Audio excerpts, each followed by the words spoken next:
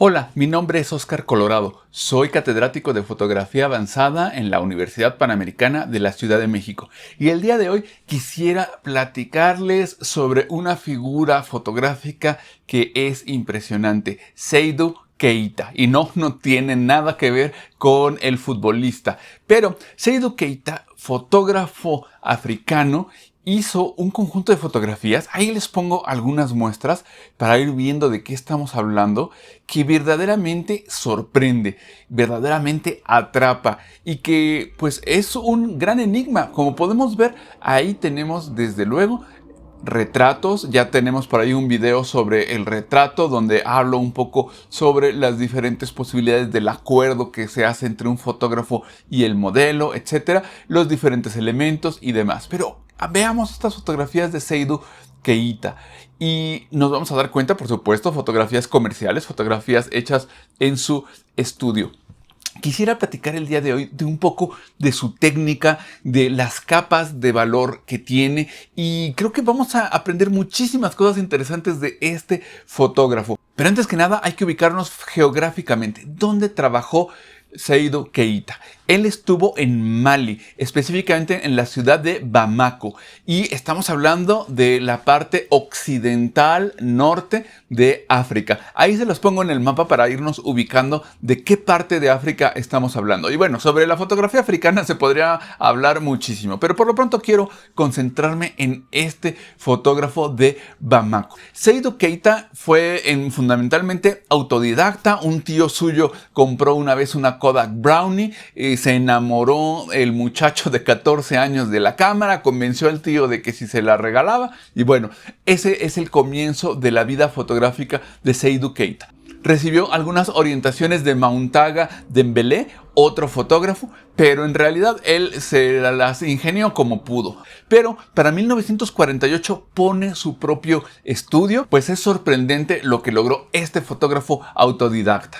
Vamos a hincarle el diente a Seydou Keita y sus fotografías. Lo primero es hablar de técnica fotográfica y vamos a platicar de nitidez, exposición y luz. Tres cosas donde este gran maestro nos va a enseñar muchísimo.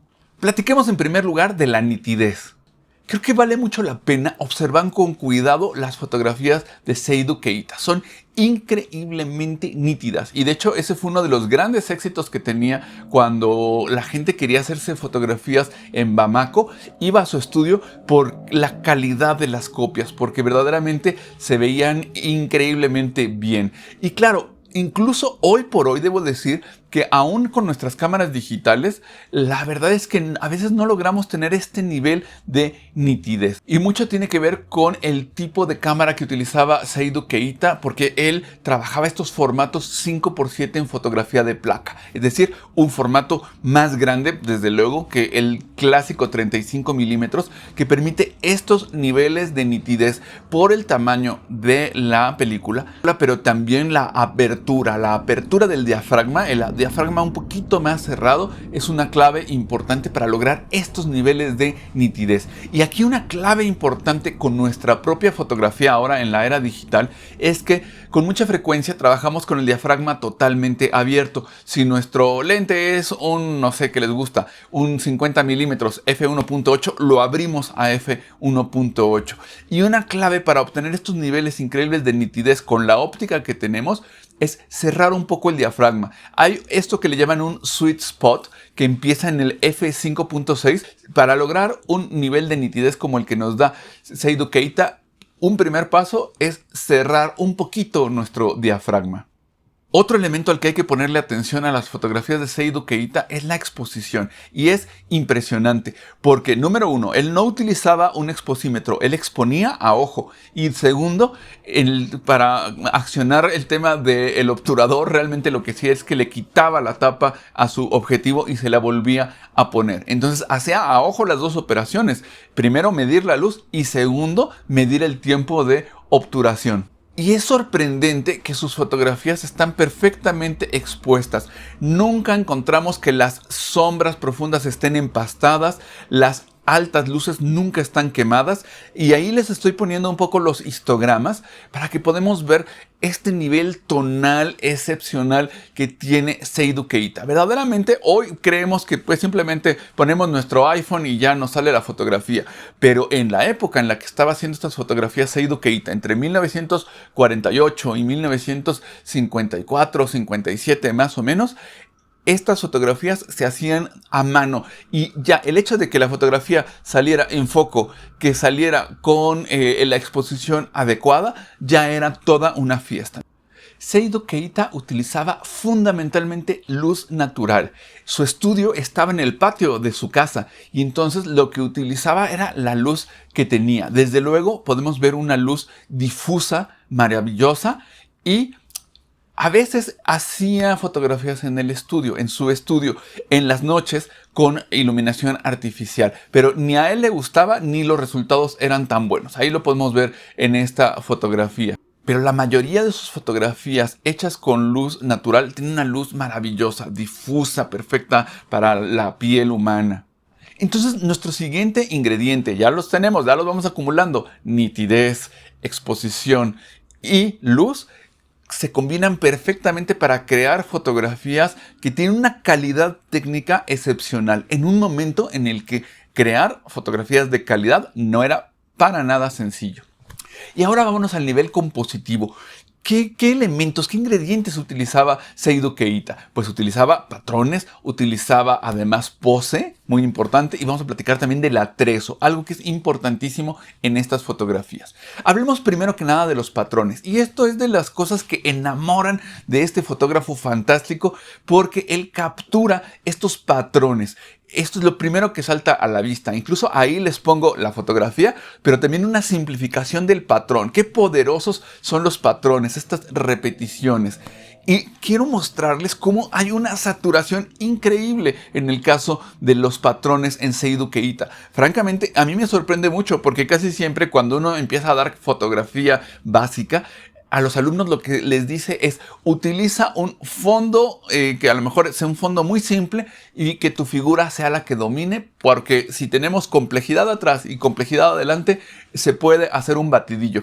Y bueno, pues eso lo lleva Seiyuu Keita, pero in extremis, o sea, lo lleva a las alturas. Verdaderamente hay un nivel de saturación en todos los niveles de patrones que hay, impresionante. Observen el fondo que tenemos, un patrón, luego el patrón del vestido y luego el patrón de la tela, del textil que tenemos en la base. Sin embargo, también vean, a lo mejor en esta fotografía en particular, cómo hay una separación en los tonos. El fondo es más claro, es un poco medio el tema del vestido, y eso ayuda también a la separación que le da armonía a tanto caos. Vamos a ver la simplificación y vemos cómo conviven los patrones. Es impresionante el tema de los patrones en Seiyuu Keita. Y vean claramente cómo es uno de estos elementos increíblemente complejos, pero también increíblemente poderosos de estas fotografías. A mí estos patrones que capta Seiyuu Keita en la ropa de la gente de Mali, que se ve que le encantaba a la gente de Bamako estos patrones, y le encanta todavía, es un poquito porque me recuerda como a los patrones de Escher, ¿no? De M.C. Escher, cómo fascinan este tipo de patrones. Y bueno, pues eso lo vemos en la fotografía de Seiyuu Keita, porque estas repeticiones a los seres humanos nos fascinan. Entonces, una enseñanza importante de Seiyuu Keita es ponerle atención a los patrones y no tenerles miedo. Al contrario, complementar nuestras fotografías con estos patrones geométricos. Y algo en lo que Seiyuu Keita era un auténtico maestro era en la pose. Y sorprende mucho saber que Seiyuu Keita no tenía mayor cultura visual. Él no tenía referencias de pinturas, no tenía referencias de otros fotógrafos, simplemente trabajaba a su aire de una manera totalmente intuitiva, y eso es portentoso. Observemos algunas de las poses y vamos a ver cómo las repite. Repite en cierta medida las fórmulas que tenemos en una fotografía y en otra. Y vamos a ir viendo, por ejemplo, eso en formato vertical, ahora en formato horizontal, y también vamos a encontrar que tiene sus fórmulas. Y a mí me sorprende mucho el parecido, el eco visual, la reverberación que tiene, por ejemplo, con las majas de Goya, ¿no? La maja vestida, por ejemplo, tiene ese eco en estas fotografías. Y vean cómo tiene en la pose. Siempre es muy interesante cómo logra que interactúen dos o más personas en el cuadro. Desde luego la pose es estupenda cuando hay una sola persona, pero vean, siempre hay alguien apoyándose, alguien toca a la otra persona. Es una cátedra de pose. Observen esta fotografía, qué interesante. Tenemos claramente ahí a alguien de la milicia, un policía militar, y cómo está totalmente de frente, totalmente en posición de firmes, que además subraya muchísimo la dignidad del hombre, pero también su profesión, su carácter, ¿no? Su temperamento. Pero siempre donde hay más de una persona en Seidou Keita, vale mucho la pena observar este tema de dónde están las manos, cómo están apoyadas, cómo están relajadas.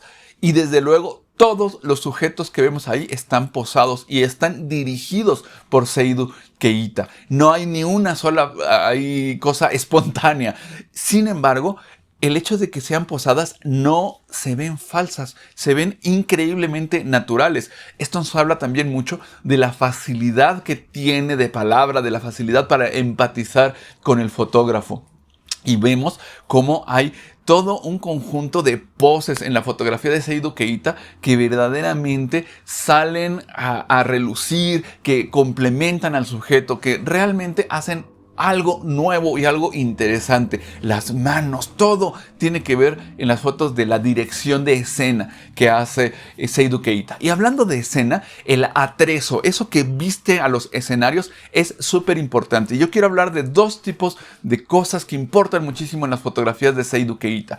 El fondo, pero también los props, los properties, es decir, estos objetos. Y resulta que pues Seidou Keita lo que tenía era toda clase de cosas, de objetos para complementar las fotografías, desde motonetas, bicicletas, automóviles, radios, todo lo que se puedan imaginar. Entonces la gente llegaba y se ponía en la motoneta, por ejemplo. En el caso de las mujeres, prácticamente todo el tiempo las mujeres llevaban sus propios vestidos, pero en el caso de los hombres les daba la ropa, les daba los vestía.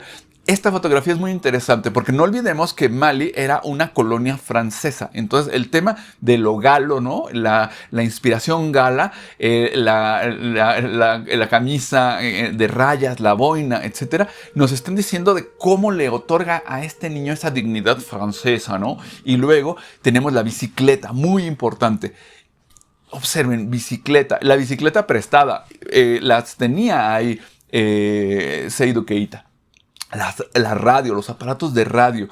Y esto le importaba muchísimo a la gente. Y es muy curioso, porque seguramente todo el mundo que se tomaba una fotografía con Seidou Keita, pues escogía un prop y todo el mundo sabía que eran los mismos props, properties, los mismos accesorios, los mismos coches, las mismas bicicletas, etcétera, pero la gente los elegía porque le importaba este tipo de cosas. Cualquier tipo de objeto material apoyaba los mensajes de la fotografía. Esta me parece especialmente interesante, la máquina de coser. Y sí que hay un punto en el que uno realmente ya no sabe si Seidou Keita les prestó la máquina de coser, la bicicleta, los accesorios, el reloj, etcétera, o eran de ellos mismos. Hay esta confusión que es súper interesante.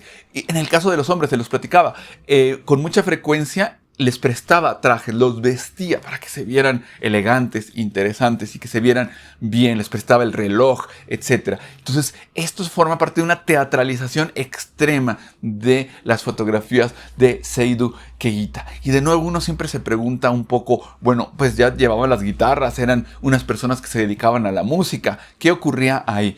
Y una cosa que importa mucho y que escogí esta fotografía no solamente por los props, no solamente por los instrumentos musicales, también por el fondo, porque el estudio, el patio de la casa de Seidou Keita no era nada ostentoso, era algo en realidad muy sencillo. Quiero que vean esta fotografía y hay que ponerle atención a dos cosas: al fondo, el textil, pero también al piso. El piso es de tierra y vean, la silla, también ahí tenemos otro prop. La silla no es casual. Ahí tenemos de nuevo la silla. Voy a escoger varias fotografías donde aparece la famosa silla. La silla era un elemento importante en los retratos que hacía Seidou Keita. Pero no solamente eso, observen aquí también a lo mejor un fondo simple, una cortina, vean el tapete con la textura y la tierra, el piso de tierra. Y parece que a nadie le ofendía mucho que se incluyera eso. O vean el caso del muro, el muro con casi totalmente orgánico, ¿no? Aquí sin ninguna forma de vestido. Aquí el piso, observen, y vean cómo se combina en esta fotografía todos los elementos de Seidou Keita. La dignidad, las poses, una exposición magnífica, una nitidez increíble, pero además el atrezo. En este caso, en el hombre es el uniforme, el patrón en el vestido de la mujer de la izquierda y también el piso, ¿no? El piso de tierra. Ahí tenemos todos los elementos. A veces el atrezo podía ser muy sencillo, simplemente unas cortinas de fondo, ¿no? Y con eso quedaba una gran fotografía. Esta también es otra gran enseñanza importante que nos hace Seidou Keita, que es vestir nuestro espacio y también recordar que a veces no importa si incluimos un poquito, unos guiños de ese espacio, pero también que podemos aislarlo totalmente para crear una escena y entonces hacer algo mágico, una atmósfera totalmente creada, totalmente construida. Vean, en este caso también de nuevo, el tapete, esta foto ya la habíamos visto antes, pero lo importante aquí es no tanto las texturas que son muy fuertes, muy distractoras, tampoco el tapete, podemos ver el piso de tierra del patio.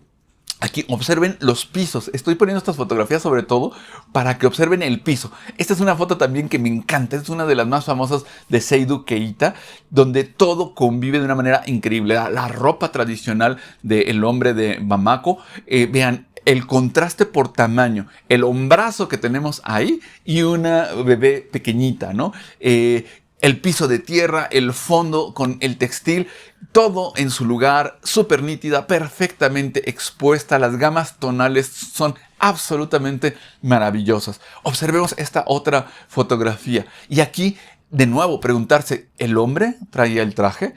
Porque, claro, en la fotografía del retrato decimonónico del siglo XIX era muy típico mostrar a la dignidad de la persona. Pero aquí la pregunta en las fotografías de Seidou Keita siempre es, bueno, ¿este hombre tenía esa dignidad o se la otorgó el fotógrafo a partir de la pose, a partir de los props, a partir de prestarle elementos? Y de nuevo, observen ahí el piso de tierra, muy importante. De nuevo, otra, el vestido maravilloso y el fondo de tierra, el piso de tierra.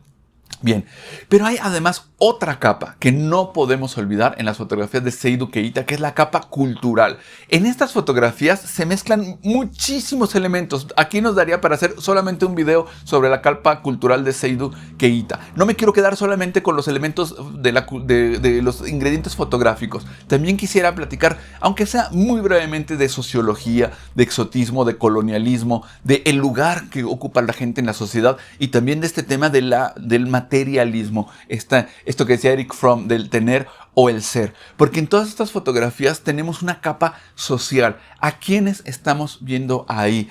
¿En qué medida es una fotografía aspiracional, una fotografía construida que nos habla de lo que quiere una sociedad ser? En términos sociológicos, nos habla esta fotografía de toda la sociedad de Bamako. Y este era un estudio increíblemente popular.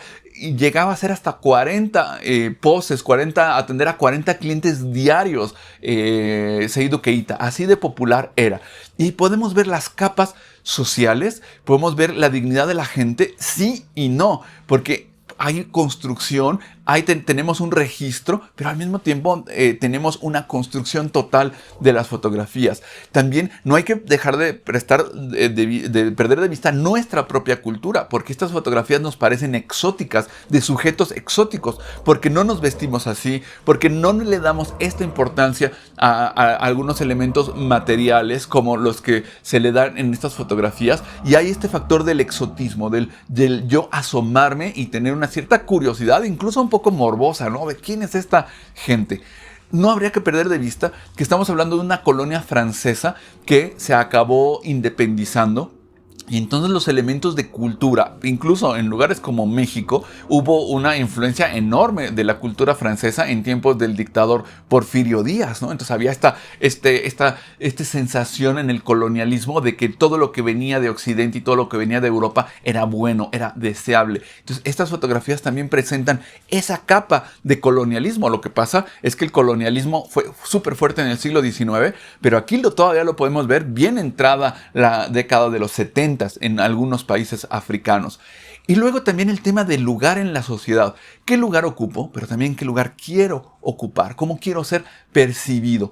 Y de nuevo lo que platicábamos, el materialismo. Esto que decíamos de esta dicotomía de Erich Fromm, ¿no? El tema de soy o tengo, ¿no? Y entre más tengo, menos soy. Y entre más soy, menos tengo.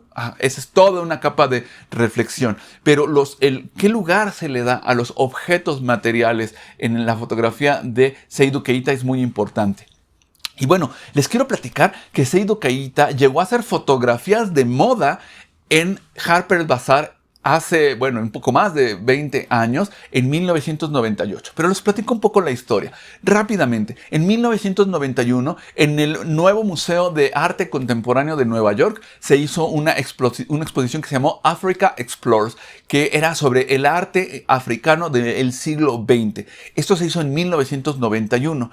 Y entonces ahí aparecieron algunas fotografías que se asumieron que eran de fotógrafos anónimos. Sin embargo, dos fotógrafos, la fotógrafa Françoise Huguier y el fotógrafo Bernard Decamps se juntaron con un marchante, un art dealer, que era André Margnane, que fueron a Bamako a buscar quién era el autor de ciertas fotografías, y el autor resultó que era Seydou Keita. En 1962 cerró su estudio Seydou Keita por dos razones. Primero, porque le dieron trabajo en el gobierno para ser fotógrafo, hacer fotografías de estos mugshots, ¿no? Estas fotografías de fichaje policial.